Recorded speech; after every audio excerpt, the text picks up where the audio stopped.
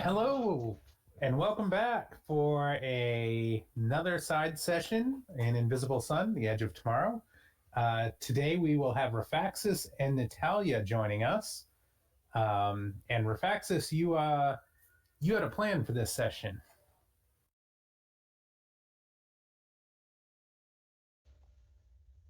I have plans? I never have plans. Natalia is the one with the plans on this. She said something about taking us to the Silver Sun. I almost feel guilty for introducing you. I should have said this is Natalya's session and acted like the rest of the group had not introduced Raphaxus at all. Well, it is a reputation I've acquired as the person that's there that nobody knows. Always standing in the background, but never known to anybody. Yep, yep, that would be me. Well, today we're going to do something for your character. So we're going to go to the Silver Sun and start working on your Savril quest. Awesome. I'm gonna find several pieces. So the question becomes for all those out there in Wonderland watching at home, um, how did you two decide to do this? Well, knowing that she's kind of been busy doing some things, I needed to go share some really, really bizarre news from a situation that just happened to me. And I figured if anybody was going to understand awkward relationship situations, that Natalia would certainly be the one to get it. All right. And how did that go down? So I I went to Death's Door to try and get a meeting with Risa Ragu to discuss some of the situation regarding Savril and finding all of her pieces and putting her back together, and also get some additional information on how to hunt down old Jack and try and figure out what we needed to do to eliminate him from all of the mess that's going on right now. And in the process, um, our good friend Typhoid Mary uh, was very, very awkward. And as we were leaving, she slid her hand across the table and rested it on mine for like a few seconds longer than was really comfortable or wanted. And it was really awkward, and I didn't really like it. So the bad lady touched you. Yeah, she did. She did. But unlike when she touched Zogi, your arm didn't wilt and fall off, so that's a plus. This is true. This is true. Everything is still where it should be. All right, so you have sought out Natalia's advice at this point. Yeah, I figured if anybody out there knows how to deal with awkward relationship situations or awkward social situations, she's a master at it. I think she's like an eighth degree social awkwardness person. An awkward black belt. Yeah, that's it. And I thought I was hanging out with friends today. You are. I'm coming to seek advice. Yeah, and I'm cheering you on. Yeah, you're the only one seeking relationship advice from me at the moment. So I guess you started her house walking up to the front of her place. It's like, oh boy, she has done a lot of work to this. Uh, Last I knew, it was definitely an open concept, like open to the outside because they had blown walls out and all of that fun stuff. So this definitely looks really nice.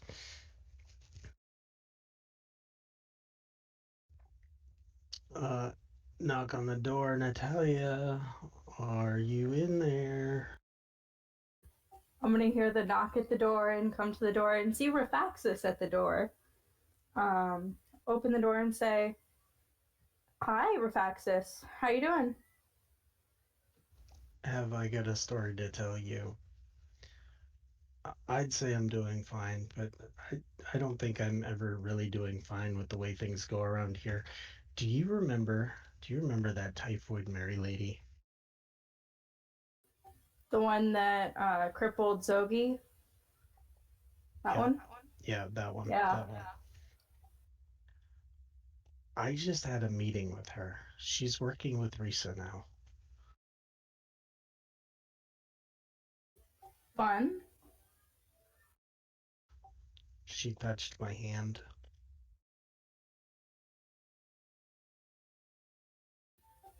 and I Details. didn't like it. I didn't like it. We were we were having a conversation asking about how I can dispatch of old Jack, and how I can hunt down some pieces of Savril soul and all of that. And then when we were done, you know, kind of said that no hard feelings. They see that you're working with Risa and she's turning things around, and you're trying to be good and all of that, and thank you for your help and all of that. And then she touched my hand and let it sit there, and she gave me the weird eyeball. It's the second too long problem. Yeah, I don't like it. I think I just want to go to the Silver Sun and find several pieces, because that would make me feel better and not quite so awkward. So yeah, you want to go to the Silver Sun, right? Of course, I'm always up for an adventure.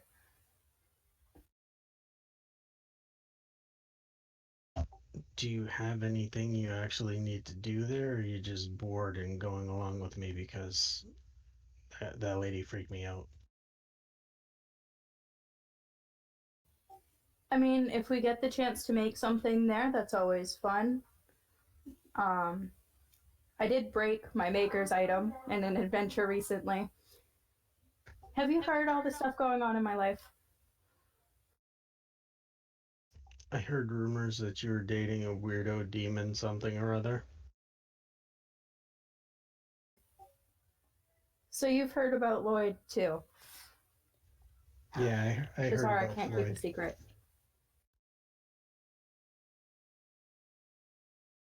Yep, I heard about him. I figured that was probably a pretty awkward relationship, considering, you're dating somebody that Zogi would probably want to kill. It's rather funny when they're in the same 2 feet. Zogi and your boyfriend share feet.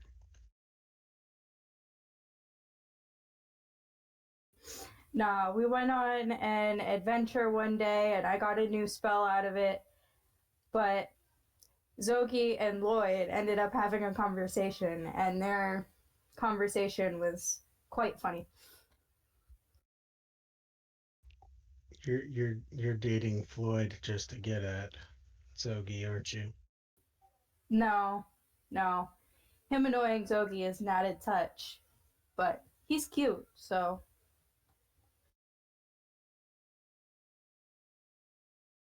All right. So are you guys going to head out to the sun ships? I suppose so.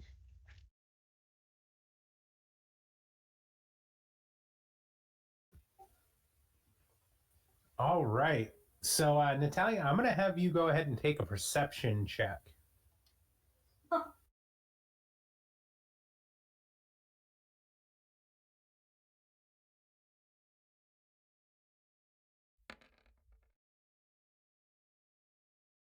Here we go already. All right. You're going to go ahead and get knocked on your keister. Um,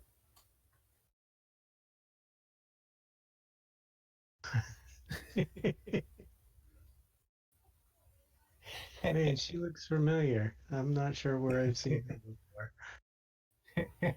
I'm not sure where I've seen her before either, but she does look awful familiar.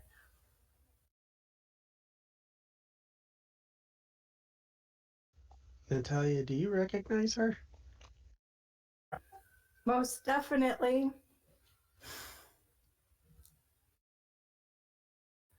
So, as you're knocked on your keister, you look up and see Nivette standing over you. And she has a foul expression on her face and says, you won't be saved by a pesky vampire this time. As she goes to lift her hand and blow her poison dust.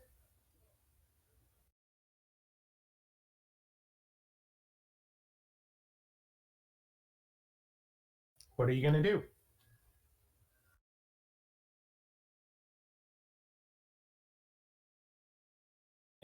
I'm going to attempt to sheath myself in fire and burn it as it hits me.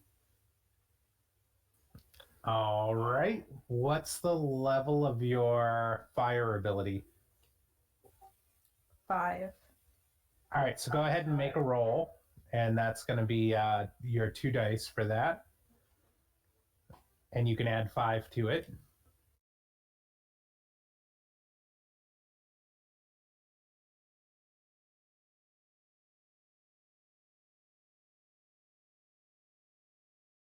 Oh, no, it's 3.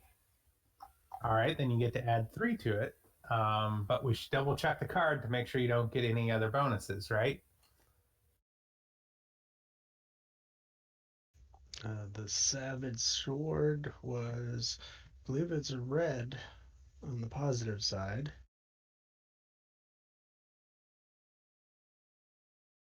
So I got a +1 for that. Yep. Positive red, negative blue, and visions. Oh, hell, are you kidding me?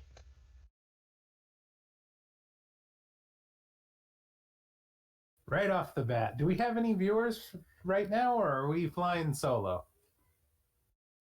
I do not know. Anybody want to roll a flux? Oh, looks like we have Lady Merlin watching us, so go for it, Lady Merlin. Exclamation minor flux.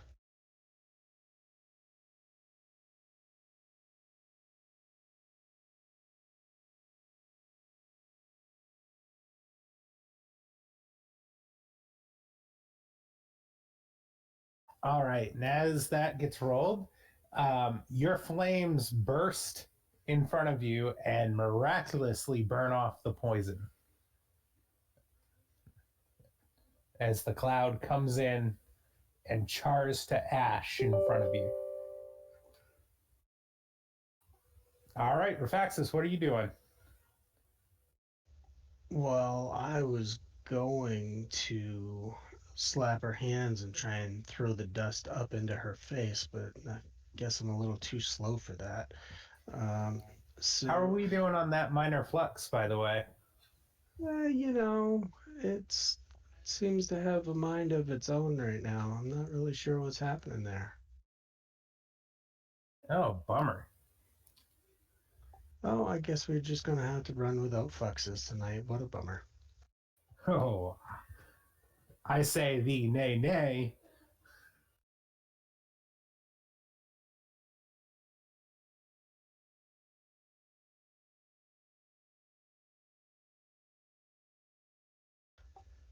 Yeah, we might have to just yeah, we might have to just do these. Yeah, Lady Merlin, you're doing it right. It's more technical issues.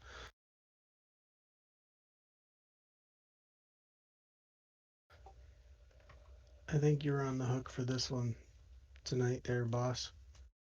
All right. Well, um, I think that the best thing could have right now would be a trail of bloody writing in an unknown language following you for the next 3 hours, appearing on the nearest surface. Well, that's fun. That's not going to attract any attention at all. No, no, not at all. All right, Raphaxus, what are you doing? Um, well, she's tied, or not tied up. She's caught up with doing the whole, I'm gonna blow dust in your face. I've got a somewhere here. I've got a handy dandy little hollow cane. I'm just gonna go wrap her in the gut with it and try and double her over. All right, let's go ahead and make a roll. Thinking that's probably a light weapon, considering it's hollow. Yep.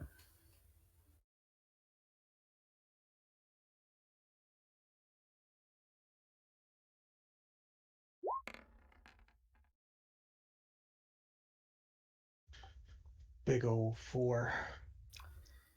Yeah, as you swing your cane at her, she nimbly just dances out of the way, looking at you and scoffing as if you're no threat whatsoever. Well, I mean, I did say I'm a lover, not a fighter, so I mean, that's not a surprise. And she is going to counter with a snap kick towards your face. I know how to catch these. Brace for impact. Let's see it. Just gonna try and dodge. This is a 5. And you are going to catch that point blank on the chin. See, I told you I knew how to catch them. And that is going to do 8 damage. Holy balls!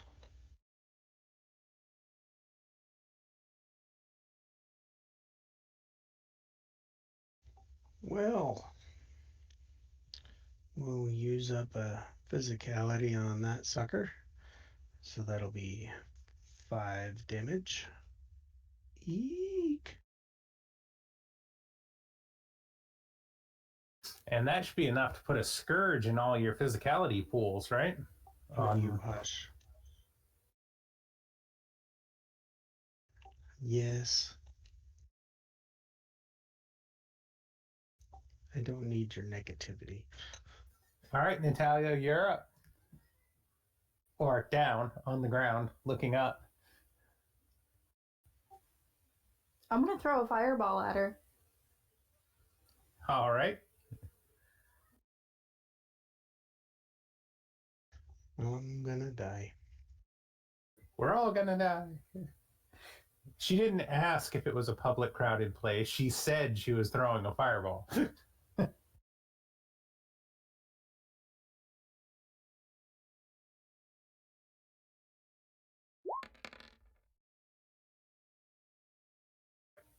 That's a 6 and an 8.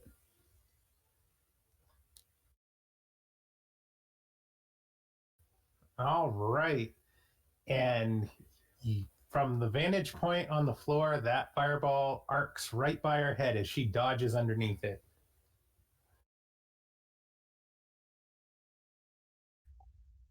I thought you knew what you were doing. And based on that throw, a wild fireball at the sunship bursts in, the open. I'm going to do another card flip.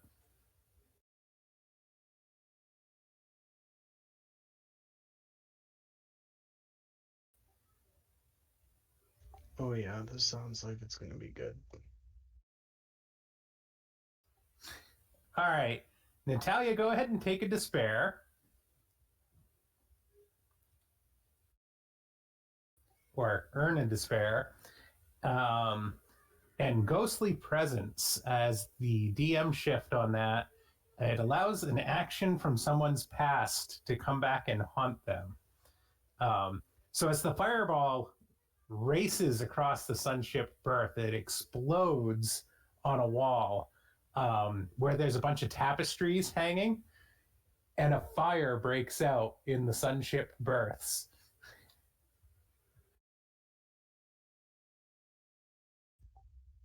So now you're setting something new on fire. Well, it was a little cold here. Raphaxus, what do you got? Oh man, I need her to stop setting the damn world on fire. How far away is that fire situation? I'm going to say about medium range. I'm gonna be running in that direction to try and put that out in whatever means I can figure out when I get there. All right. So you're going to spend your action to get over there in one round. All right. And Nivette, seeing Raphaxus run off, is going to turn on Natalya, who's on the ground, and she is going to do a downward strike with her open hand towards Natalya's face. I'm going to attempt to dodge.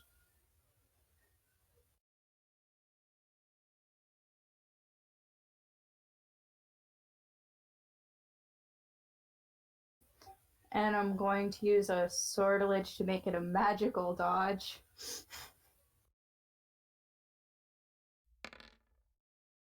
Never mind. Are you kidding me?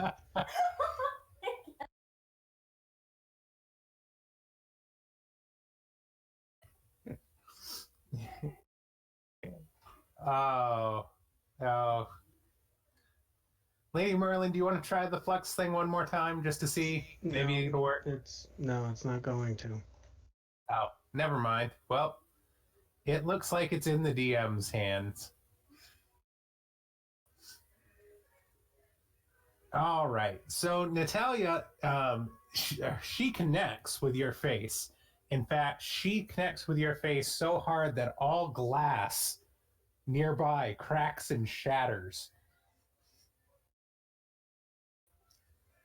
So a nearby restaurant with nice glass windows, the windows just shatter and fall to the ground as the force of her blow impacts on your face.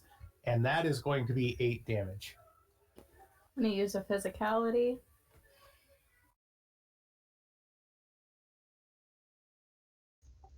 I think I'm going to have to rethink my traveling partners. All right. That is her turn, so it's up to you guys. Which one of you wants to go first?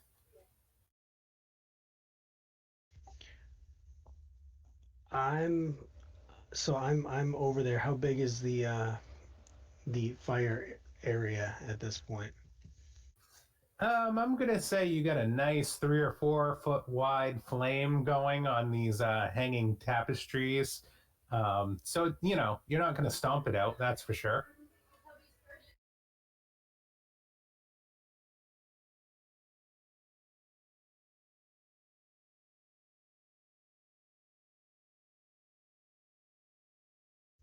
You're killing me, kid. You're killing me. All right, I've got a flask of water that I'm going to dump on as much of that as I can, and then take my jacket off and try and smother the rest of it out. All right, go ahead and make a physicality check as you're working on the fire to not get burned or anything like that. And that's going to be at a -1 because of the damages you have for that scourge. Yeah, don't enjoy that too much, okay? Yeah, okay. Ooh, look at that, a big old 2. All right, go ahead and take another injury from the flames. But you are going to smother them out with your hands and jacket and water flask.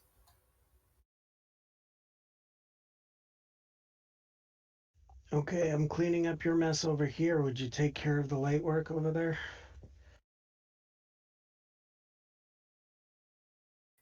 You think this is light work?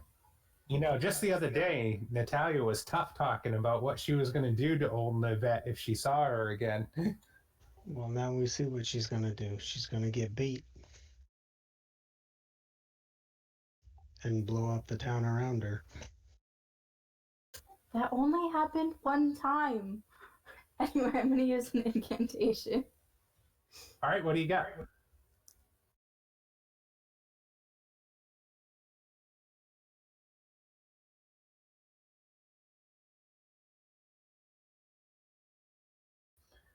All right, go ahead and roll it.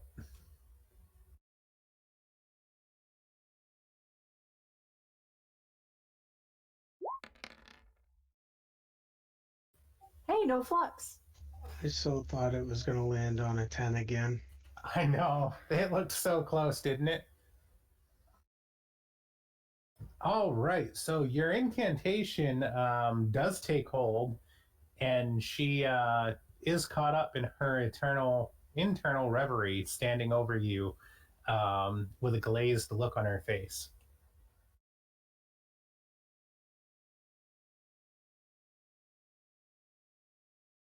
So she's not going to get a turn. So back to you, Raphaxus.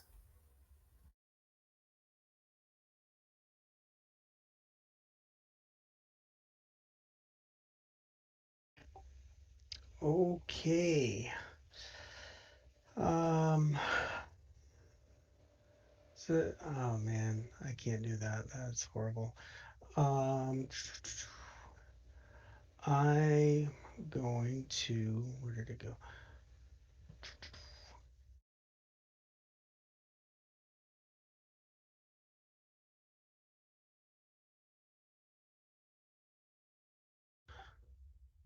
All right. Um. Oh, we haven't damaged her at all, huh? Not a scratch. Yeah. Yeah, that would be helpful if we could actually do that.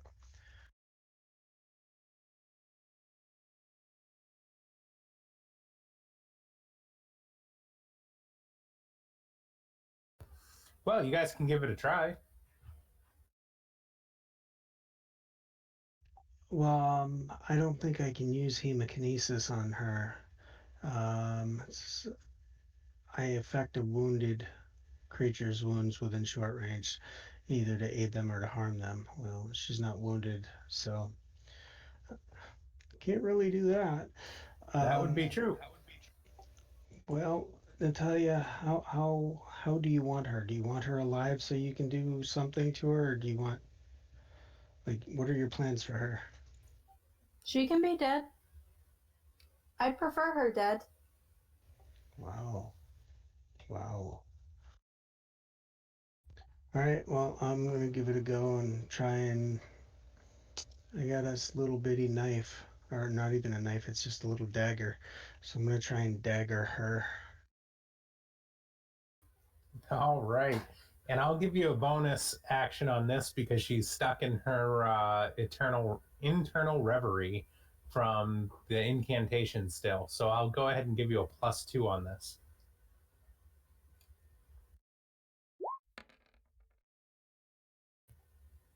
Woohoo! 11. That is a hit.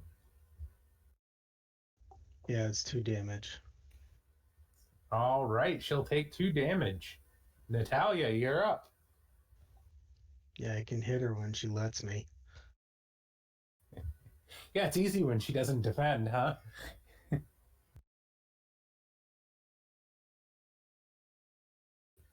I'm going to use an immediate rest, and then I'm going to use solid fire to summon a sword.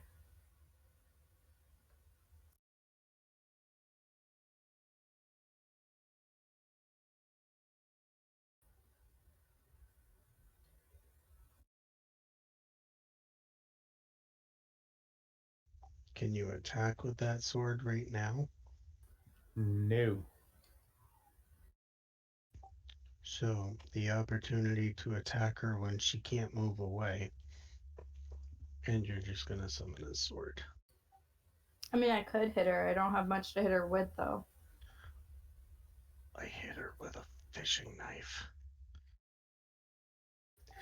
How much how much sorcery did you spend on that first fireball?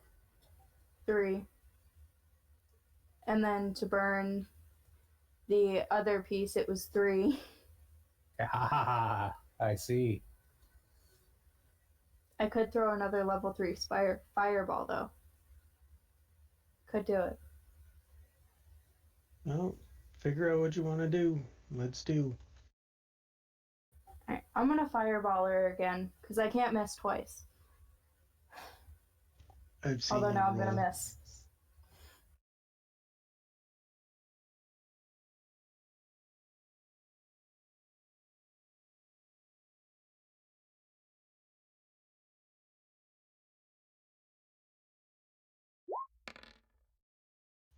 Are you shitting me? Okay, I'm not rolling for the rest of the night. That's it, we're done.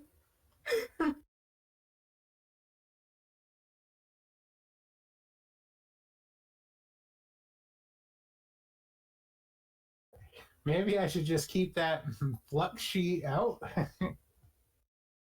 Yeah, probably not a bad idea. We're clearly having one of those days. By that I mean me.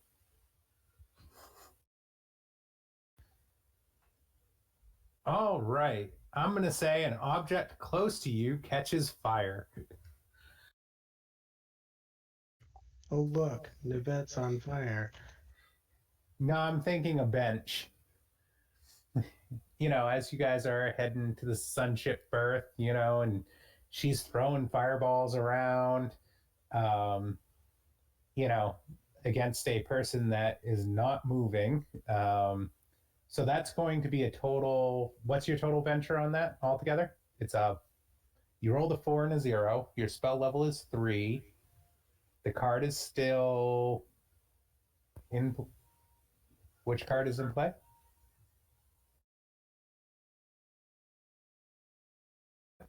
Ghostly presence.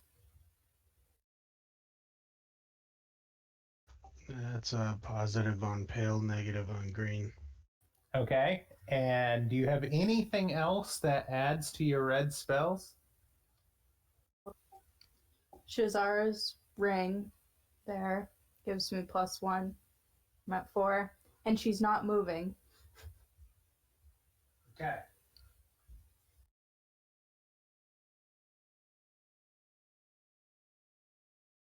So that's going to be 4 plus the level of the spell is 3 is 7. 1 for Shazara's ring is 8. And then the +2 bonus because she's not moving is 10. So on one of them you've got 10, and because her defenses are not up, you only need to pass on one. So that's going to hit and do 3 wounds. Or 3 damage and injuries, not wounds, but injuries. You can go with wounds. That's okay. We don't mind. All right, it's her turn. And I am going to go ahead and do a DM shift with her. And Raphaxus, you can take a despair. And she is using her escape ability to vanish into the crowd. So as you guys are dealing with the newest fire that Natalya set and the commotion of all the passerbyers, she fades back and disappears into the crowd.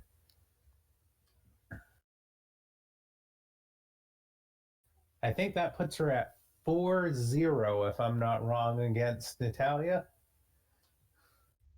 Oh no, I think you're right. This snake of a lady.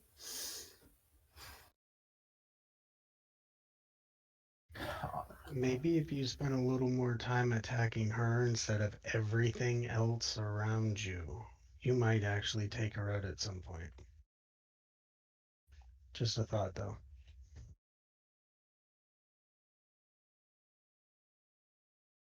True.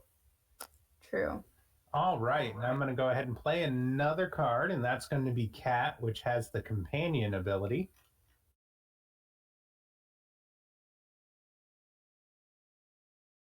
And companion duplicates the previously played card.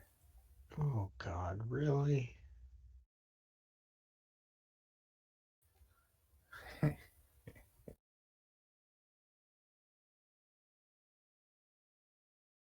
So you guys' luck tonight, it's on point. I'm seriously impressed at your luck. You mean lack thereof? Yeah, this is not going incredibly well. Do you have something to put out the bench fire, or are we just gonna let that one, are you gonna go far town 2 on this? I mean, do you have anything to put it out? I don't really put out fires. I've already cleaned up one of your messes.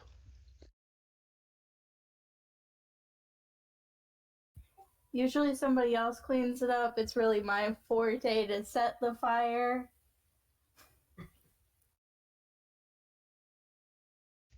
Wow, no responsibility for your actions. I see how this is. Wow. Alrighty then. So, are you guys fleeing to get onto a sun ship? Who's paying for the tickets, by the way? I will. I can pay for the tickets. It's all good. Oh, there's guilt speaking. I'm burning down the town, so I'll pay for the tickets. Somebody has to hire a cleanup crew. All right. So, sun ship tickets are 10 gem orbs each. All right. So, you're going to pay 20 gem orbs, Natalia? Yes. All right. And you guys board the sun ship to the Silver Sun. I'm going to give you some time to rest on that journey because that's a long journey as the sun ships travel in the order of the suns. So if you guys want to rest to heal or gain incantations or whatnot, that's up to you. Oh, I definitely want to heal. All right. So that's going to be like an hour rest if you want to use that. And you can use that to heal one wound.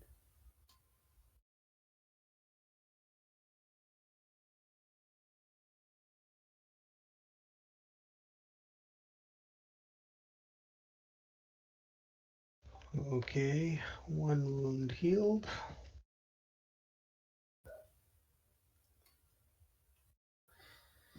All right. So on the sunship ride to the Silver Sun, with the combination of the cat and the ghostly presence, uh, you guys run into a somewhat familiar face from your past.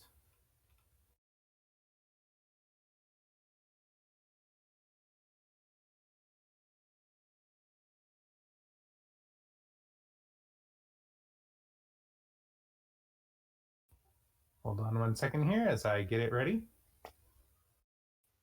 Now the question is it a face that likes me or a face that wants to kill me? Both. Neutral. All right.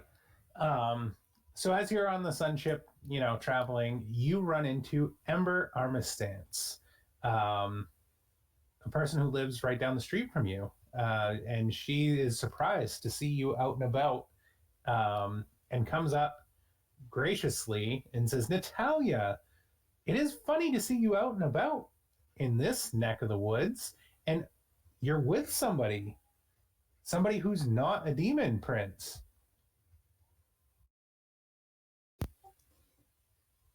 Well, I'm somewhat aiding a friend today.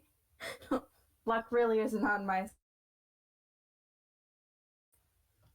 Oh, places to go, people to see. I'm actually on my way to the Red. Really? I actually just got back from there. I heard about this new banging club, Club Malador, and I am going to check it out. But what are you doing? I am headed to the Silver Sun with Raphaxus here to help him on a quest he's been working on. Oh, silver creation. That sounds like, angels. Ah, yeah, that's all you. Yeah, angels sound a lot like me. Mm-hmm. Yep, I'm dating a demon going into angel territory. This might be special, actually. Depends on how far Shazara has gotten this. Well, you have fun with all that preachy goodness that you're about to have. I am going to go dance the night away at the hottest club going. Let me know how it is. Maybe I'll stop in sometime.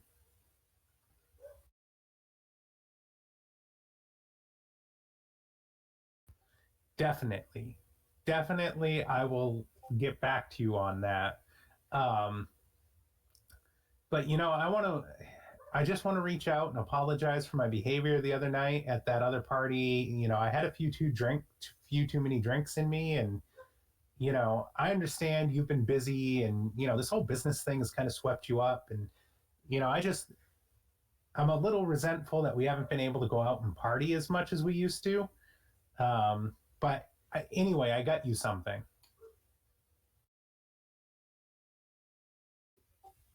Why, thank you. And I should really apologize to you too. I should have made a bigger effort to still go out and party with you. I did miss it as well.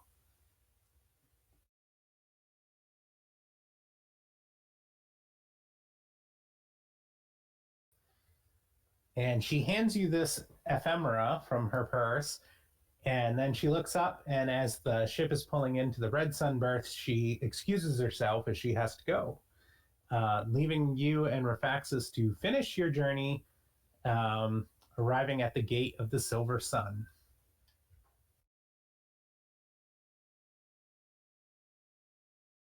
And there you are met by the Silver Sun Gate Guardian. Raphaxus, do you have a plan? I don't have a plan.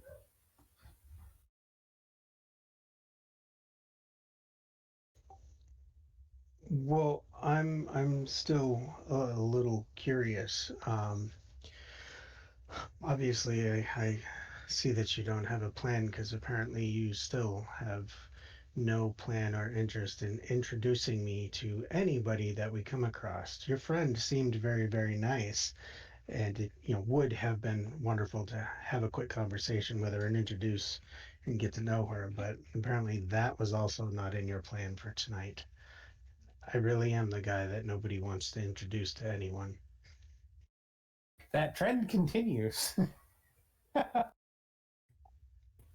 You know, you should really just like step up. Like, people enjoy that. Just like step up and say hello. If I forget to introduce you to anybody, step up and say hello. So be rude and interrupt the person that constantly talks. Okay. It's called taking opportunities. Well, I think we're just going to have to wing it with this Silver Guardian here and see what sort of things he has an interest in that we might be able to help him out with, if anything. Let's go. Okay. So you are greeted by Therum, Gate Guardian to the Silver Sun. And Therum is a tall, regal feature of sparkling light. His gateway is often quiet, and he is not the most difficult guardian in the world to deal with. So he looks up as you approach and smiles warmly and extends his hand and says, welcome visitors to the Silver Sun. Greetings, Guardian. We were hoping to be able to make our way beyond the gate because we're on a mission. Many come seeking the secrets of the Silver Sun. I ask only a small toll, a token of creation, in order to allow you to pass.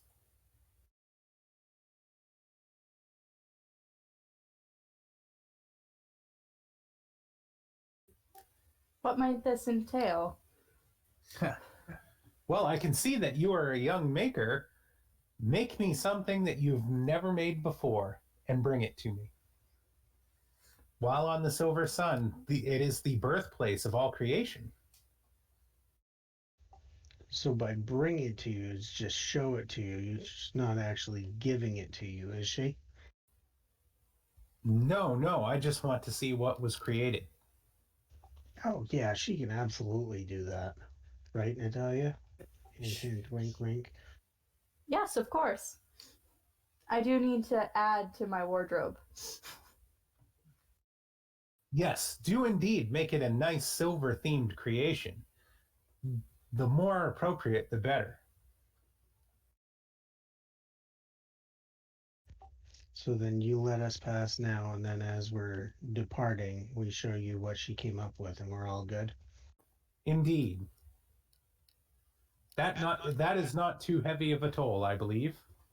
No, that is most wonderful. Thank you, and enjoy your stay on the Silver Sun. Thank you, Therum. We will. Come on, Natalia, let's go before he changes his mind. Okay, I assume you know where to find your Savril something or other.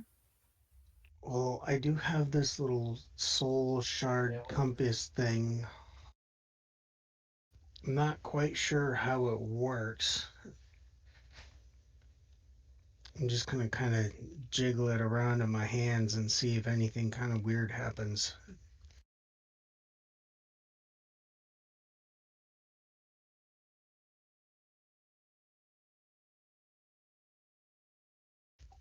Yep, that's right. Fen assisted with that one. All right, I'm going to go ahead and play another card here as you enter the Silver Sun. Oh, so how does that work? Companion goes back to the previous companion, which goes back to the same damn spooky doopy ghost thing.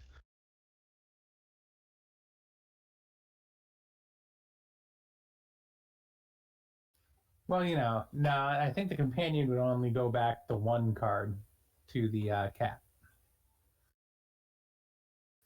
allowing the effect to be played again. So,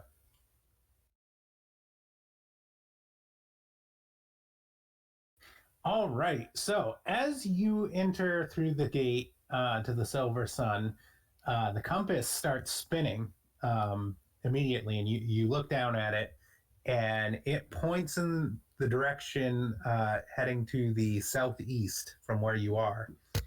And you kind of follow the compass around a little to the left, a little to the right, trying to make sure that it's pointing in the bearing just right. And by the time you look up from the compass, you see a face glaring back at you. The most curious individual.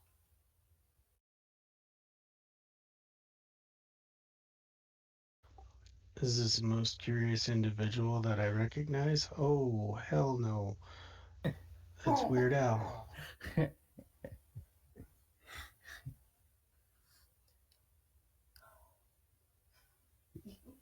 He looks at you and immediately starts playing on this horribly awkward sounding device, um, and says, "Alas, I am a traveling troubadour on my way to the city of music.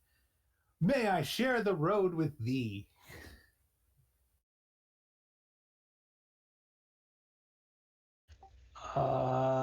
Sure. Can we ask your name? "Oh, my friends just call me Al." You don't say. "Indeed, and boy do I have a diddly to make the time pass." You should definitely share your diddly with Natalia. She really enjoys them. Go for it. As you take a few steps forward, he begins a horrid sounding song, that just, not only is his singing bad, but there's no rhyming. There's mentions of hot dogs and cheese whiz and daffodils, and it really doesn't make any sense whatsoever. Um, why don't you both go ahead and take an intellect check?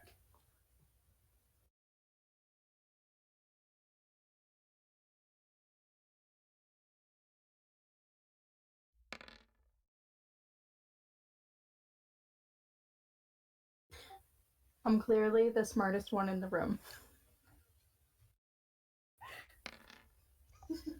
Then I guess we're both very, very smart people. All right. So between the pair of you, his song makes no sense whatsoever. It just seems like random words and sentences paired together. There's something about Funyuns and pudding, um, and something about lost and found, mismatched candlesticks.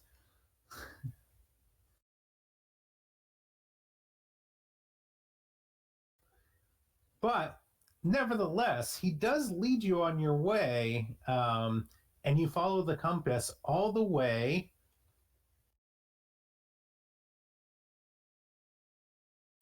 to Zabrinica, the city of music.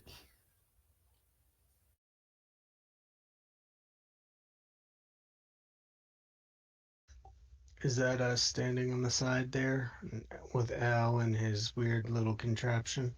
Yes, he is like using his squeeze box, making the most horrid noise. Um, and as you approach the city, again, it's a city of music and beauty and impossible um, sights and sounds and whatnot. And, you hear all different types of beautiful music. And he is like the bull in the china shop that everybody is staring at as he plays this rhythm on his squeeze box.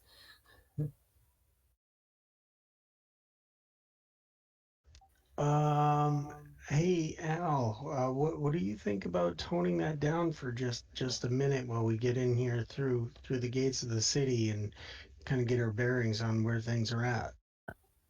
Go ahead and make a interaction check with Al. Are you really guarding his feelings like that? I'm a nice guy.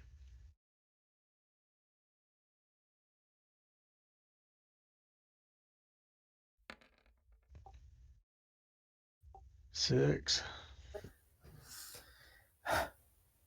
Indeed, that is a good idea. I'm here to get inspiration, not to inspire others. And he closes his squeeze box, as it makes a horrific noise as he pushes it closed and latches it shut, and he allows it to hang at his side. And he says, "Oh boy, where should we go first? Hey, that's a nifty little device you got there. Where does it think we should go?" It thinks you should talk a little less. Oh, don't mind her. She hasn't taken her meds today, so she gets hungry, hasn't taken her meds. She gets a little off. She is looking for a place to start crafting something. I'm not exactly sure the City of Music is going to be the best place for her, but we'll certainly look around. My little doodad here, this is telling me that well, it looks like we have to go in that direction over there. How inspired! Come, come, let's go. I'm anxious to see what inspiration we'll find here in the city of music. And he grabs you by the sleeve and you head down the street. Fortunately, in the direction the compass is pointing, as he talks about the sights and sounds of the cities and how troubadours from throughout the actuality come to this city to be inspired and learn musical talents. Pretty much talking your ear off all the way down the street, with Natalia kind of glowering in the background. I'm gonna look over my shoulder at Natalia and just be like, "Don't worry, I got this. You just keep your eyes peeled for anything that might be useful, and I'll take care of our new best friend Al." Sure, I was thinking about beginning to sing terribly because clearly that's the theme of the day. So Al and Natalia and Raphaxus, as you guys are heading down the street, and you're weaving your way through the crowd, and there's all these minstrels about doing their thing, um, you come to a building with a sign out front that reads "The Heavenly Host," and it looks like a type of tavern.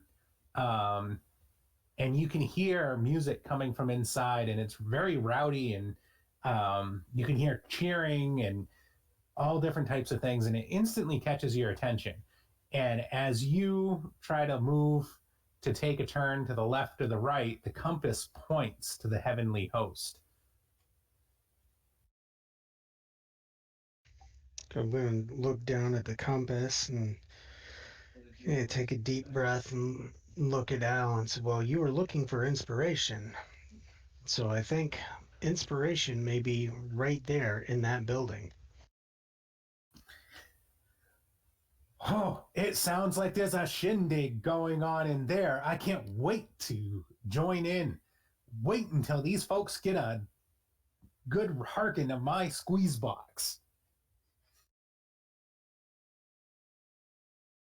Absolutely, absolutely. You have to put yourself front and center and, get right in there and, inspire away. Natalia, what do you think? He needs to go and inspire people, right?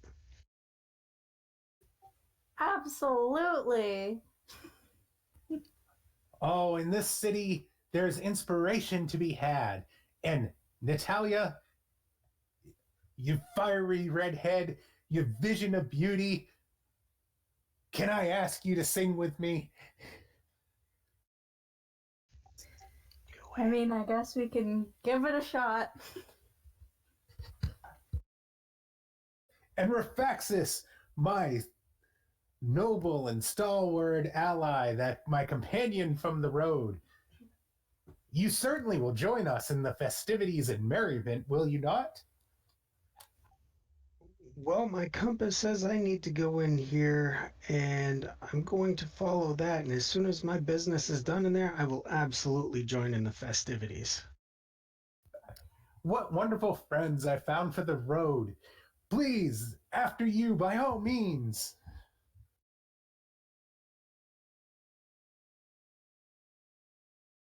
I'm going to open the door and usher Natalia in because, of course, ladies first. And then, of course, we'll have Al go in next because, he is there to inspire. And I'm just going to walk in, kind of keeping my eyes on the compass and trying to figure out where it's actually pointing to.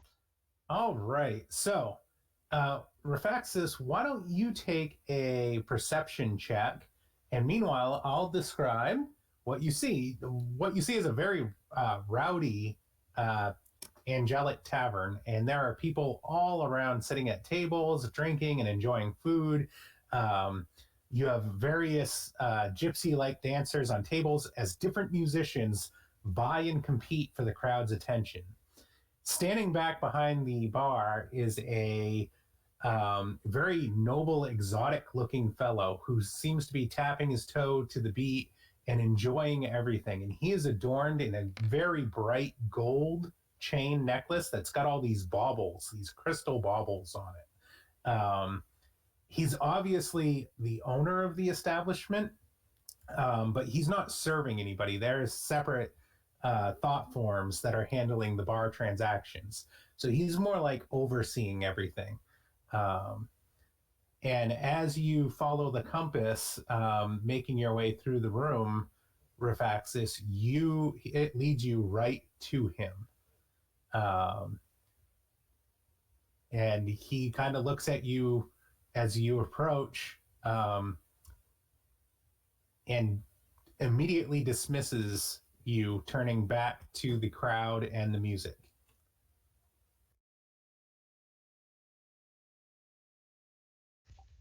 Okay, I pushed a perception and hit a 7. Yes, the 6 was enough. It led you right to him. Okay. Does he really have a cat sitting on his shoulder? Absolutely, he does.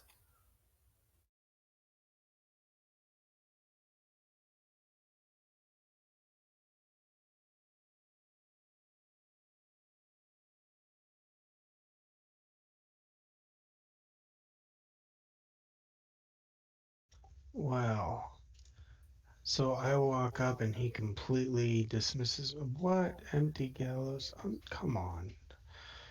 Positive on pale, negative on green. Awesome.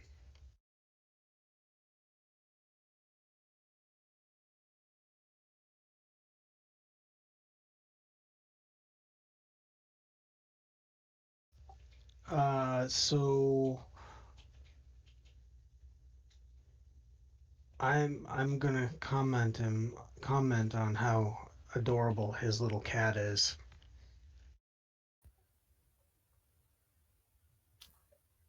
Go ahead and make a social check, an interaction check.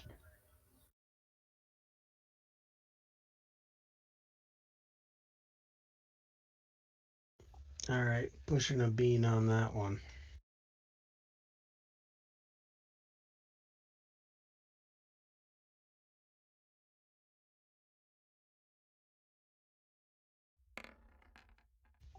Six. All right, a 6. So he turns and smiles at you, obviously flattered that you have noticed his cat. And he says, yes, yes, indeed. I have come across Raphaxus here, my little personal door cat. He's responsible for the opening and closing of the establishment each day. He opens and closes the place. Oh, indeed. A door cat is incredibly useful for opening and closing magic doors.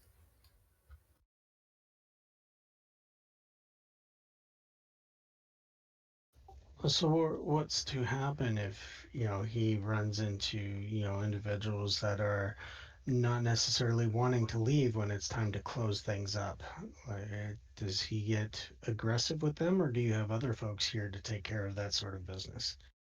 Oh, he doesn't have to deal with troublemakers like that. We have so many patrons that would be more than willing to take care of rowdy guests. Ah, well, that's good because, somebody who's gifted with opening and closing magic doors, you wouldn't want them getting caught up in that sort of mess. That would just be unfortunate. Indeed, it would be terrible.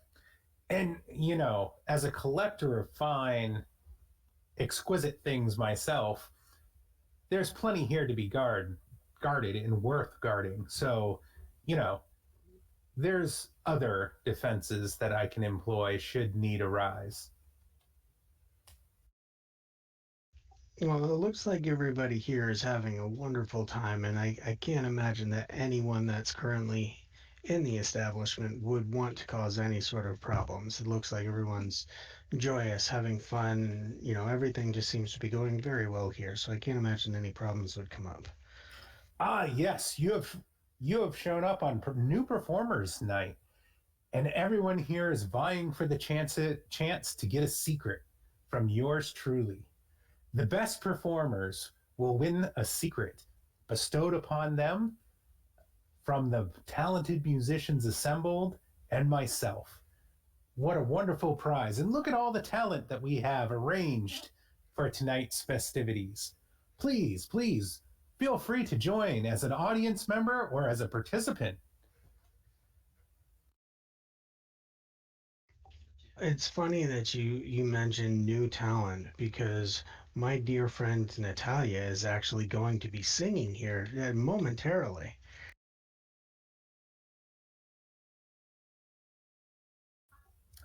Oh, we do love when people can add a prose to some of our musicians' talent. Please, which of our musicians would she be singing with tonight? It is your choice. And as he like points to the different musicians in the room, um, he purposely skips over Al and points to um, Alex in the corner, um, who is working a wonderful violin solo. And then there is another performer he introduces as Iceland Bifrost. He says, yes, it's kind of dramatic, but it's his stage name. Um, and then he moves on to Salazar, um, a man who is dwarfish in appearance who is twisting the very music out of the air with his wand.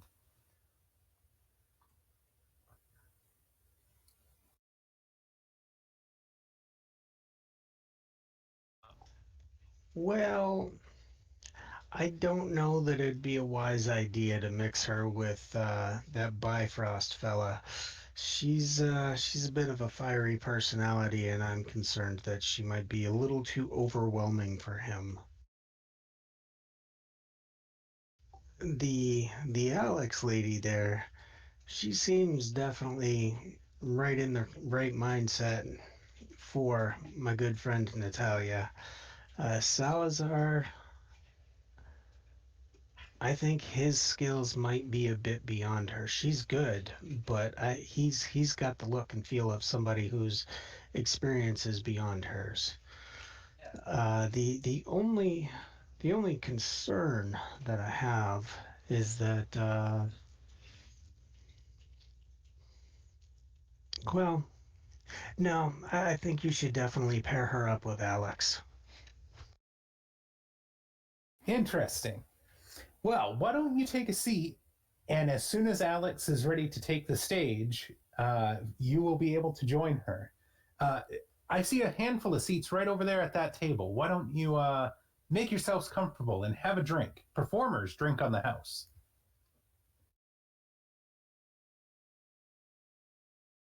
So he gestures over to a table where you can see there are 3 vacant seats. Um, and there are 2 people sitting at that table already, engaged in a conversation.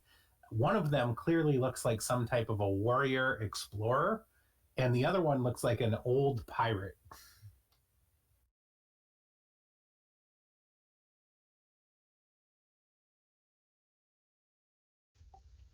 Well, I'm gonna pull out a chair and I'm gonna introduce myself and my good friend Natalia because when I meet new people, I introduce my friends.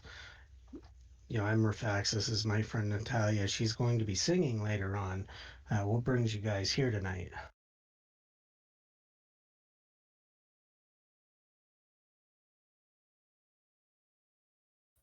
The first woman replies, Iceland, nice to meet you, Raphaxus, and we come in search of souls.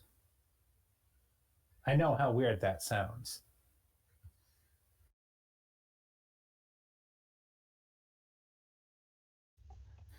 Hi, and the name's Crackus Dimforge. The lass is right, we come in search of the souls.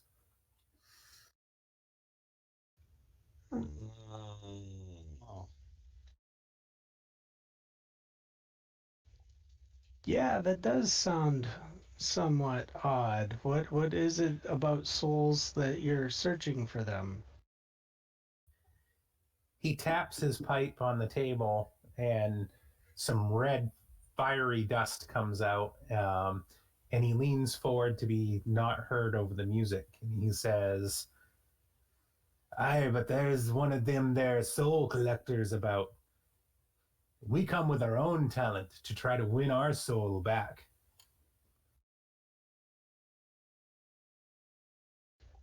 You've lost your soul? Not me soul, boy. Me friend's soul. We're on the search to reclaim a soul.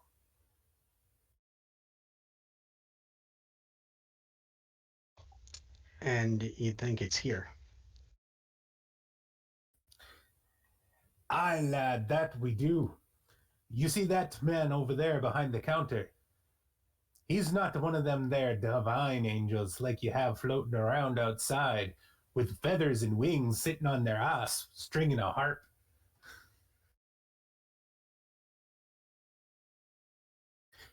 Each one of them there baubles floating around his neck, that there carry one of them there souls.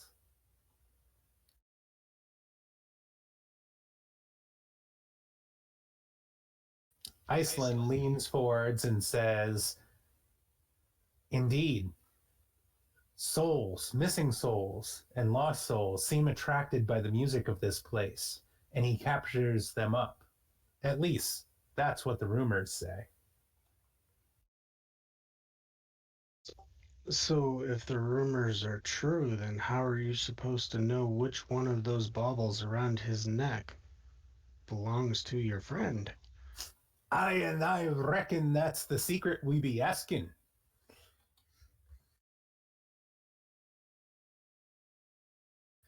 When we done win the contest. Well, my good friend Master Krakus, you don't seem like the singing type from this end of the table. How are you planning on winning that? Oh, I've got a musician of me own. She's waiting in the ranks. You wait and see. A fair, fiery lass.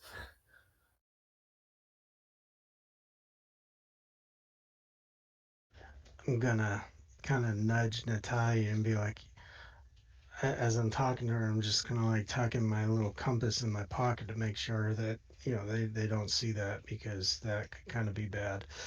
And be like, well, Natalia is going to be singing here soon. She's definitely knows her stuff. Ah, but a true challenge it is, lass. You don't understand. You see the girl over there? The one with the sparkly, space-like hair. She always wins.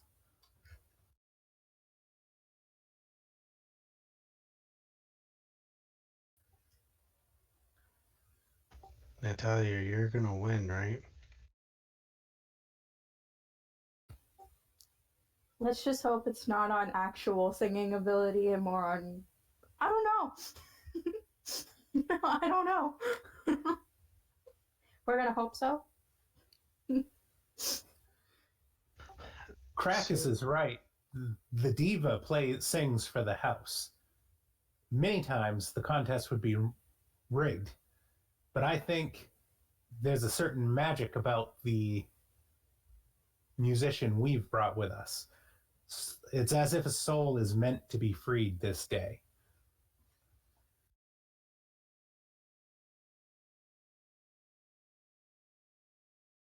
So the diva is not the person that's with them. The diva is the house person. Yes, she sings for the house. She represents Eris. She is, for all intents and purposes, the person to beat in the contest.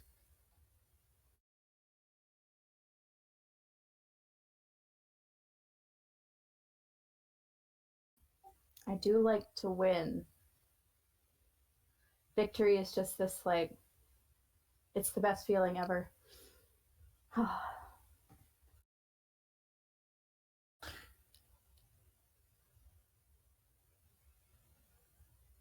As the group of you are talking, Al makes his way over and sits down next to you. And he leans over and he says, "Quite a crowd of musicians we have here, huh?" Absolutely, Al. In fact, these folks we've just met here, I think they might have a pretty specific task for you. I mean, if you're up for it, maybe you can help inspire somebody else who's going to be singing in the competition. Really give them the boost they need to win the competition. Oh no, that Eris fellow said I'm not allowed to use my squeeze box. He said something about it not being conducive to the environment, whatever that's supposed to mean. But I can still knock out a good diddly if I need to. Oh, absolutely. You should do a good diddly with, like, a diddly duet is what you should work your way onto. Um, Perhaps you see that lady over there, the diva. They say she wins all the time. I think you mixing your talents with hers, it's like an unbeatable duo. Why, that's a wonderful idea. And the secrets I could gain, the secrets that would give me insight into deeper levels of knowledge. Maybe there's a new musical note, a sharp, a flat, a who knows whatever. Oh, this could be a wonderful task. I'm going to go pitch that idea to her right now. Thank you, Raphaxus, for the inside track. I know you and Natalya wanted to win, but looks like you guys are going to lose once you hear my sick beats. Don't forget to have a quality falsetto. I will do my best. And you know what? I've got just the song that I have been saving. He leans in close. It's about bilge rats and cheese fries. That's a winner. Before he leaves, I'm going to grab a drink from the bar and, trying to match it up with whatever it looks like she's drinking. And I'm going to dump something in it for him to bring for her. Okay.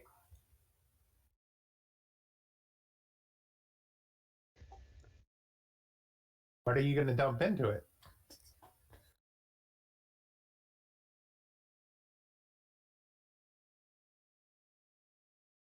Maculation poison. Anyone imbibing this potion or this poison becomes tainted and impure in the sight of angels or similar beings. Nothing can convince them to interact peacefully or pleasantly with the victim. They most likely flee in disgust, but if it suits their nature, they might attack the impure being. All right. So you're going to add that to the drink. Right, for the diva. And send Al over with the drink in hand. Yep. You are some cold people right there. All right, so Al heads over to talk to the diva, and Iceland and Krakus sit back and they keep whispering to each other and whatnot. As the crowd finishes up with the next performer, and then the allotted time has come, and Alex is called to the center stage. And people are cheering as she draws the string of her bow, and flames burst out in a gout that turn into like a small dragon. And everybody cheers and yells in contentment. And she looks to the crowd and says, "Who will be singing with me tonight?" I guess I'll. No, go ahead. I guess I'll raise my hand to volunteer. All right. She's going to look at you, Natalya, and you just catch her eye just the right way. And she smiles and beckons you to come forth. Okay, we're going to the stage. All right. And as you approach the stage, why don't you go ahead and make an interaction check against the crowd?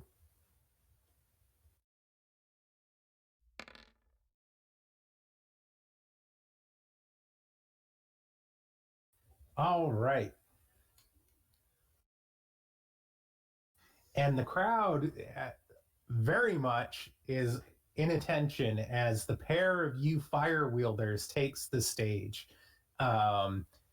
You're starting off on a nice positive note.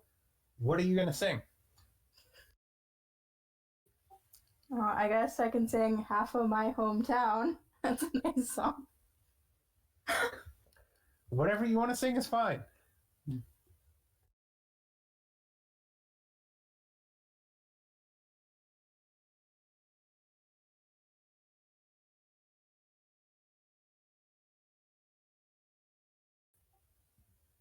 Are you picking out some words, or how are you going to go about this? And are you using sortilege to enhance this?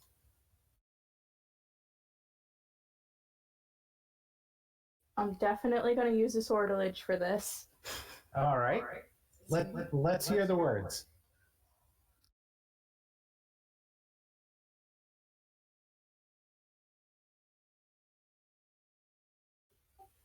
In a time full of war, be peace. In a time full of doubt, just believe. Yeah. All right, make your dice roll.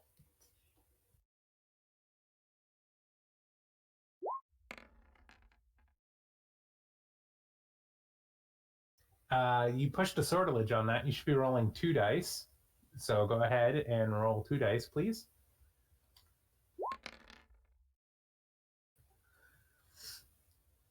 All right. So she rosins up her bow and she matches tune with your song.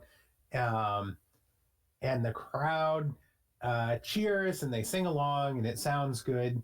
You're going to have a standing roll of a 5, it looks like. And I'm going to give you an extra bonus because you actually sung words and I wasn't expecting that. So we'll make that standing score a 6.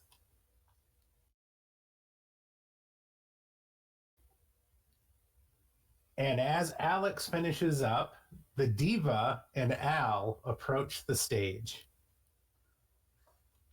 And the diva is immediately booed by the crowd, and the crowd seems to turn very, very hostile towards her. And Al immediately jumps on the opportunity to take center stage and start squeezing on his squeeze box. Natalya and Raphaxus, take an intellect check.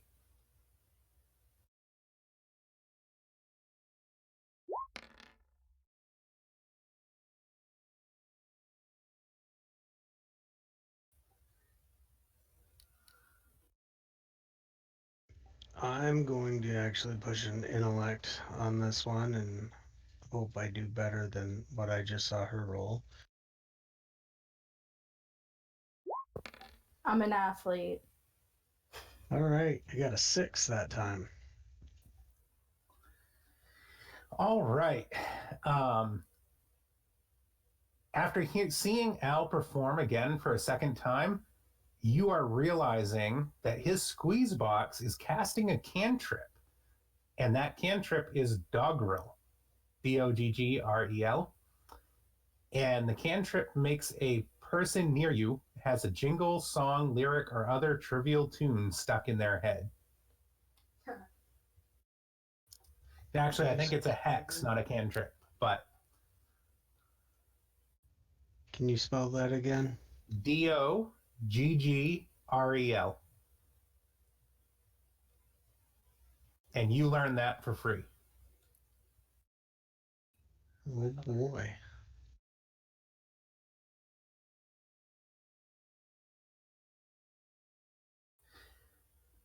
So he starts playing on his squeeze box and he starts singing about cheesy fries and a bunch of whimsical nonsense as the diva tries to maintain her composure. But the crowd has turned against her. And it is obvious right now that Natalya is in the lead. As they wrap up their musical performance and they return to their side, you can see the diva and Eris move together, and he seems pissed. And they are arguing in the background. And then they call for the next performer, and Krakus smiles, and he calls to the back of the room, "Hey, Jesse, it's your turn now."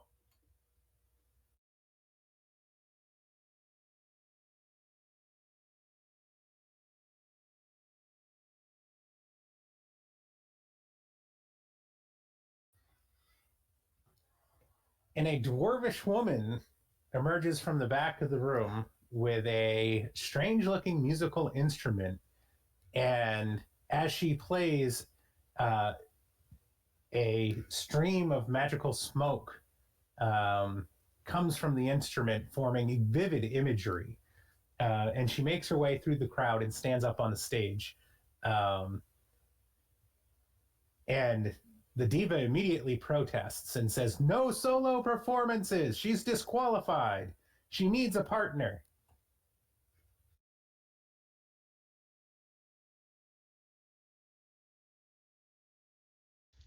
What do you guys do?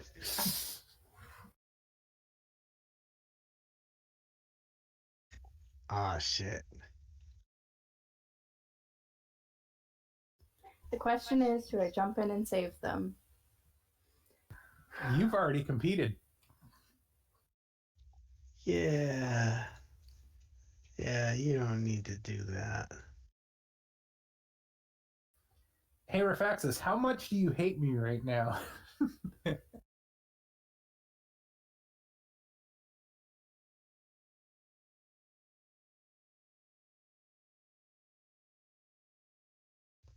Well, crap.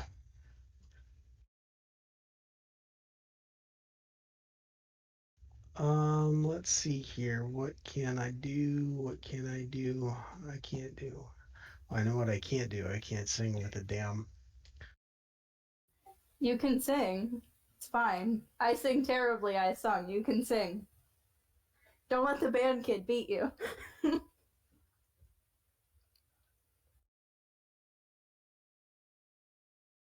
Well, I guess he doesn't have a whole lot of option. So he'll like kind of shuffle his way up there and be like, I suppose. What'd you say your name was again? Giselle. Joe what? Giselle. I know, it's not a common name. Go ahead and spell that for me if you would. That would be Jhessail. That's an odd request, though. Oh, wow. Um, hmm. Okay. I'm going to open up my grimoire that I carry around with me from, the shadow. I'm gonna zip through some pages real quick and recognize that name from in the book. I'm gonna look back and forth from the book to her, and I'm just going to um, kind of like clear my throat and be like, okay, this is not going to be very good, but we'll do what we can.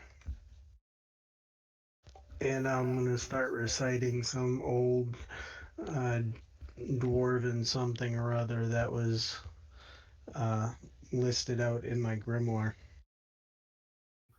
If I remember correctly, there is a song that was performed in your grimoire that might be of use.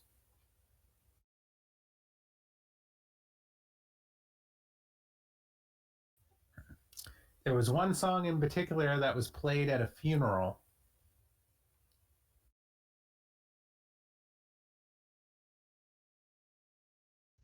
That I don't have that written down. I know which one you're talking about, but I don't have it written down. Yes, I believe it was a battle hymn um, for the dead. If that is the song you would like to sing. Yeah, yeah, that was kind of where I was going. I just don't have it written down anywhere. That's all right. For the viewers at home, we'll share that later. That song for folks to listen to. So we'll put that out on our Discord. So you start with the battle hymn, and it's almost as if um, she knows the song already as she begins playing her um, instrument, and the smoke rising from her instrument forms into shapes of long ago places, um, and beautiful castles in the mountains, and forges, and things of creation being knocked out by dwarf like people. Beautiful weapons and armor and different trinkets and jewelry. And the theme of creation seems to resonate with the crowd for the Silver Sun. Go ahead and make an interaction roll. Yeah, I don't like you right now. I know you hate me so much. Yeah, I'm about as interactive as sawdust. 2. All right. So you lend your voice to the performance, and it kind of sours a little bit of the crowd, but her imagery seems to have everybody entranced for the moment. And the diva seems very, very angry by this, and immediately stands up and calls from across the room, "That schmuck can barely even sing, and you cheer for him, yet you boo me?" Yeah, that sounds about right. These people know something good when they got it.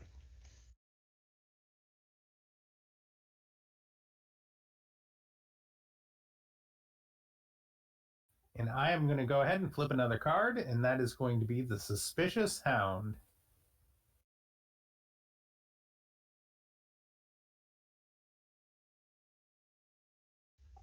Positive on indigo, negative on gray. You know, golden ship would be nice. You could do that.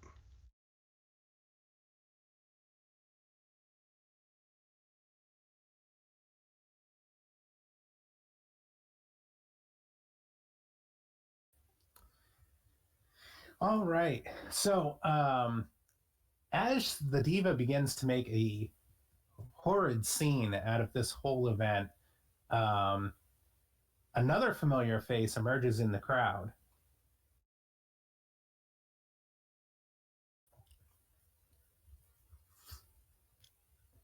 And Apollo immediately um, yells back at the diva, um, saying that her impurities reek a foul stench upon this place. And Apollo is growing ever more aggressive. And you actually see as she begins to draw like a angel-looking battle axe um, from thin air that seems to form out of a silver mist. Oh shit.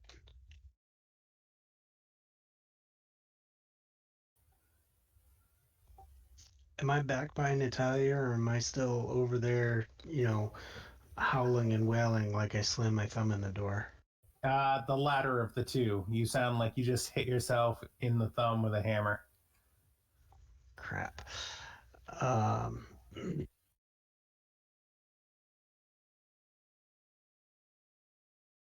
well, I can't How do close anything am I? about that. What was that, Natalia? How close am I? You're within short distance of the pair of them. I'm gonna go try to break that up. How are you going to do that? I'm gonna go over there and I'm gonna kind of like try to put myself between the two of them and look directly at Apollo and say, I don't think this is really the time or place for said accessories right now. This is a public place and a public event, and I think we should just take a deep breath and go from there. Maybe put that away. Go ahead and make an interaction check. This is where it all goes south.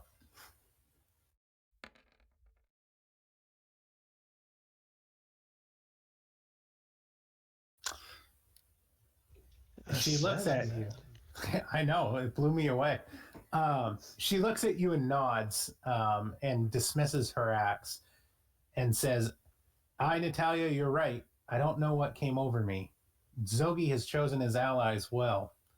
There's wisdom in your words. I will leave it be."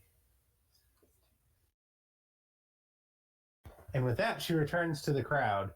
Meanwhile, the diva has been hushed a little bit as the crowd obviously has not turned on her, or has turned on her and is not supporting her efforts. And that leads Krakus to stand on the table with his dwarfy, stumpy legs, and he bellows to Eris, "Aye, but it's a tie at the very least. Secrets around for our brave performers tonight. Am I right?" And when he calls to the crowd, the entire crowd cheers in unison, the secrets around, secrets around. And Eris is backed into a corner and says, fine, secrets to both contestants. And he beckons the four winners to move forward. So Raphaxus and Natalya and Giselle and Alex join Eris in a side room as the crowd continues and listens to more music and things die down a little bit. And as you approach, Eris seems not pleased whatsoever, but he is a man of his honor and a man of his word, and agrees that the pair of you, have won the contest.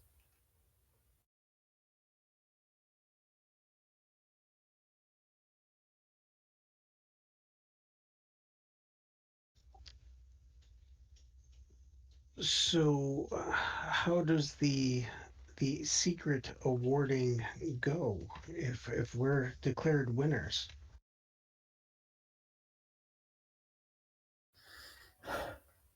But a secret is the prize, and a secret I will give you. Name that which you ask, and based on your traits and your performance, I will grant what is requested. And without so much of ado, Giselle jumps in ahead before anybody can say anything, and she says, but I'm here to free a soul, and a soul that's not rightfully yours, trapped within that there crystal orb on your neck.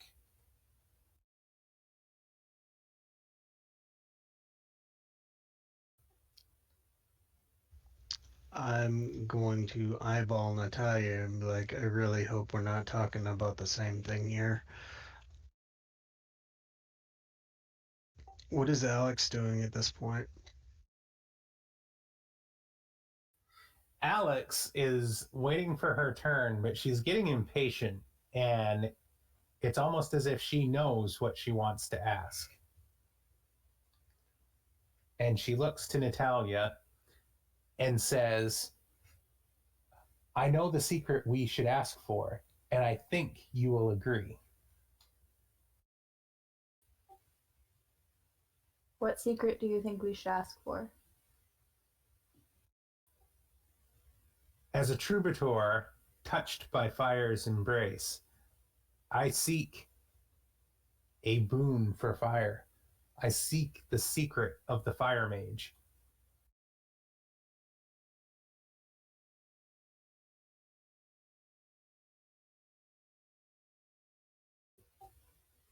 That does sound rather intriguing. It's settled then. That's our request.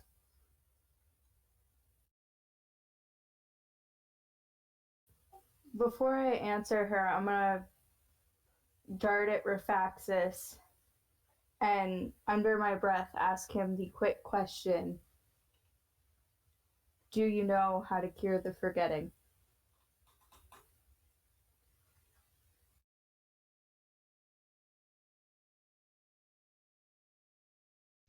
Um, what what is the forgetting? The forgetting is a magical virus. Why don't you go ahead and take an intellect check?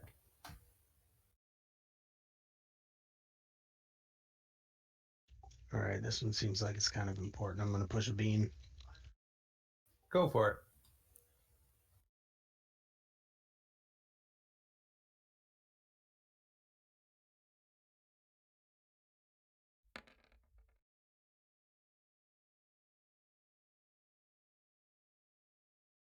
Yeah, so two. I forget what the forgetting is, but I'm sure I can probably cure it. Yes, you don't know the specifics on how to cure the forgetting, but you know it's a magical ailment that is something that exists in the actuality.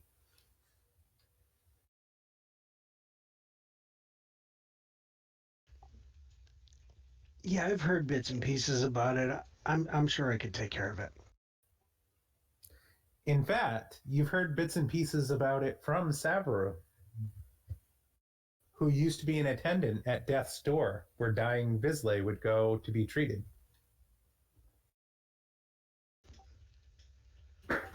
Hearing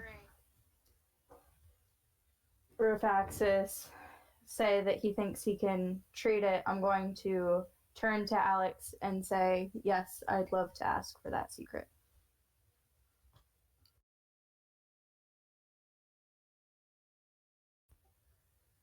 Ah, that's an easy one, Eris says. And he reaches for a bauble on his ring and he twists it and hands over a red orb, and says, hold out your hands and the pair of you will learn the secret of the fire mage. May the fire in your soul power the fire in your magic. And with that, you can spend 3 acumen to learn the secret fire mage. It's a level 3 secret, and any spell with a fire facet costs you 1 less sorcery to cast. Nice.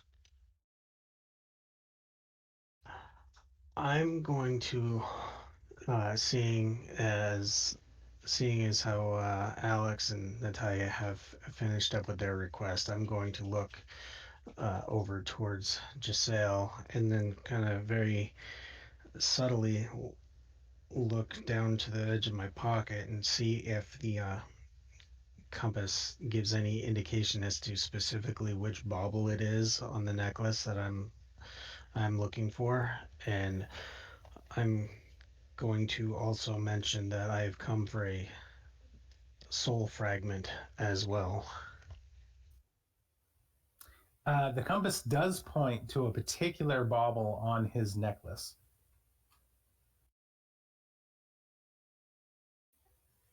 And he says, a soul, a fragment. What makes you think these things are prizes to be doled out? I said the reward was a secret, not one of my possessions. Well, the secret to this possession of yours is the fact that it is a part of a very dear friend of mine, and she is on the brink of death unless I am able to restore this fragment to her. Well, that indeed sounds like a terrible plight, but I don't see how I can help with that. You want a secret, and I am more than willing to abide by the terms of the contest and hand you a secret. Giselle's fiery angry. And she's like, but you're a down lout and a liar. For all these people to know, you've been trapping souls, and I want what's due to us. Oh, there she goes, redhead, kicking and screaming. It's good to see she hasn't changed in between games.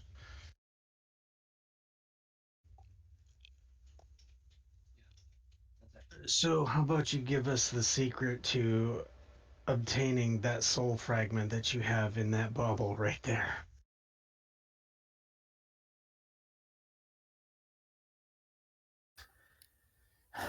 Listen, friend, I have many secrets that I can share. Healing, water, ice, wind. There are many, many secrets worthwhile.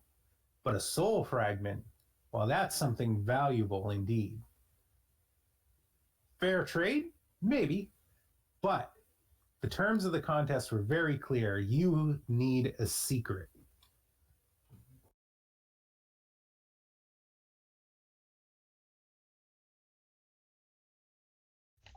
What kind of fair trade would you consider fair?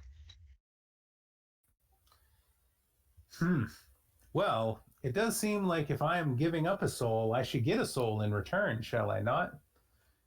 And Giselle echoes in, aye, but it's a fragment of a soul, and you know it, you darn lout.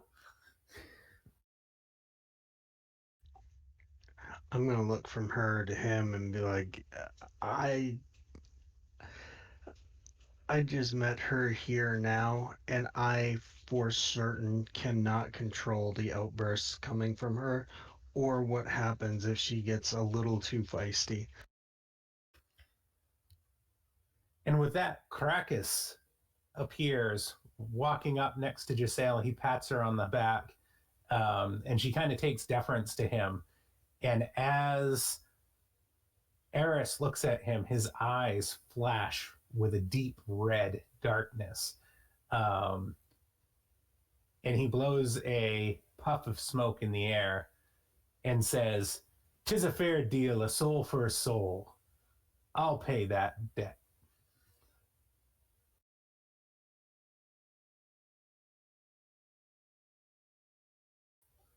Name your secret, Raphaxus. The soul is all we're interested in.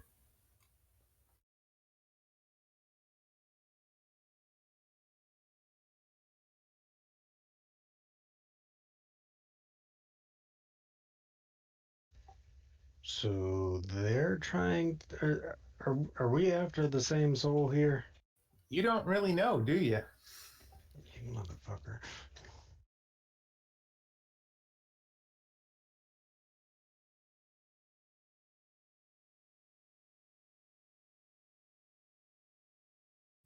Fine, I'll agree to the secret.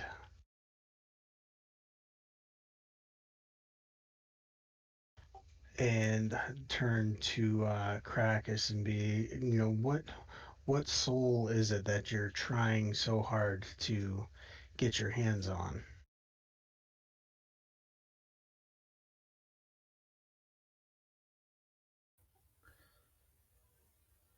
Well, you see, old Jesse there been having terrible dreams, terrible nightmares, epiphanies, if you will. They told her of a soul that's been trapped here that does not belong, and she is here to set it free.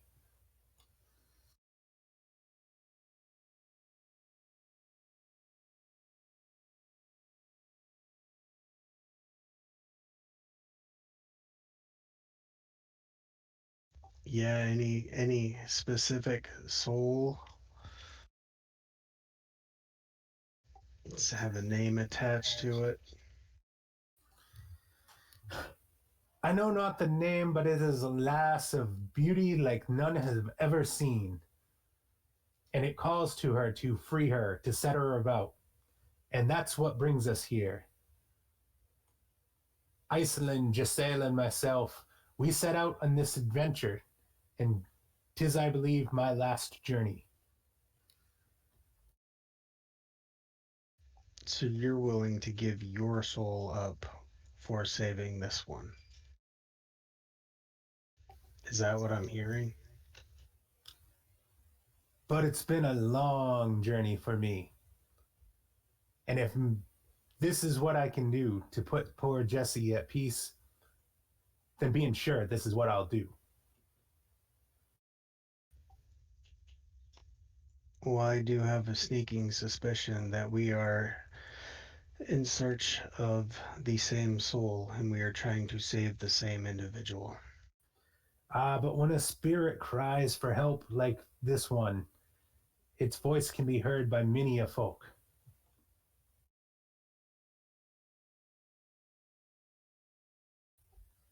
Eris, completely irritated with all of it, says, "I demand my payment, and then you can have your stinking soul.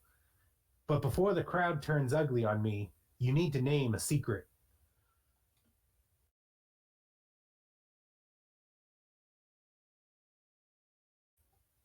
Be it wind, be it night, be it healing, something. Tell me anything.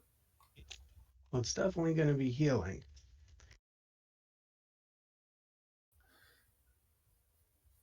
A healing secret. That is a fine contest for victory. Here, he pulls forth a green bauble and hands it to you, um, and says, "Focus and find the healing. You'll learn the secrets of really healing someone by giving them aid. And with that, when you touch it, you can spend 3 acumen to learn the secret adroit healing." Then he turns on Krakus and reaches for his necklace, and he reaches for the wrong gem. You see this immediately, that he is not reaching for the one that the compass is pointing to. And what are you going to do? I'm going to look at Crackus and be like, "Hold it!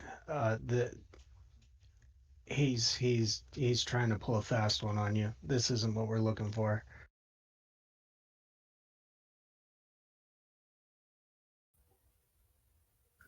Crackus squints his eyes, and he looks over to Iceland, who has her hand firmly on a claymore sword on her back. Um, and he nods, and she just a little bit edges the pommel out. And Eris stops immediately and says, "No, there will be no trouble here. I'm a man of my word." And he moves over and takes the bauble that the compass is pointing to and reaches out with it.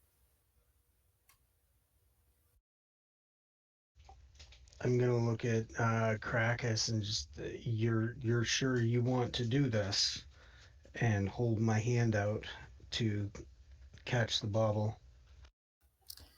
And as you catch the bauble, the light in his eyes flickers and he falls to the floor, dead as a doornail. And a new bauble appears in the place where this crystal came from on his necklace. And you are holding a bauble that you can feel a warm pulsing soul in.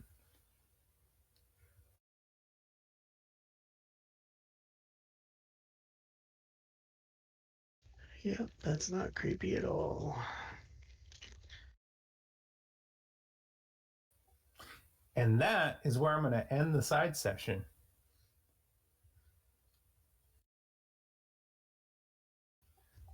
Okay. Natalya, you'll have some crafting to do if you guys want to get home. And Raphaxus, you've got a interesting road ahead of you.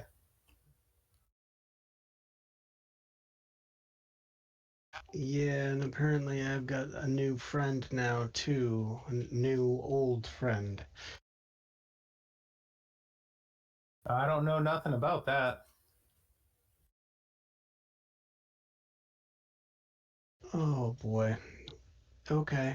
Um, so we're just stopping right there with, homeboy down on the floor and um me holding that little Several bauble. parts. Yeah, several parts.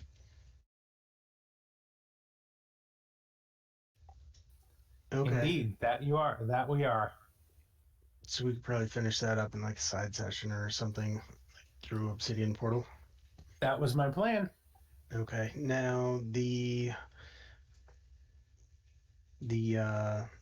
song and all of that we were talking about earlier, where do you want that posted? Um, I was thinking we could post that in the Discord server for those who want to hear it. I don't know if that's something you can throw up there anywhere else, but we can chat about that. Okay. Um, that works. This was good stuff. Thank you much. Yeah, I hope you guys enjoyed it. I did. I had fun. And Natalia, awesome job for jumping out there and doing the whole singing thing. Absolutely fantastic.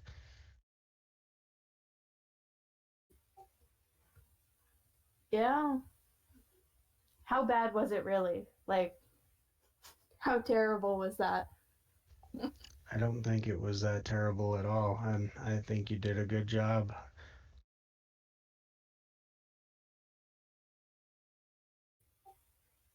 I'm gonna have to say that to my sister soon. Well, I thought you did. I thought you did great, and apparently I'm not the only one. Lady Merlin agrees.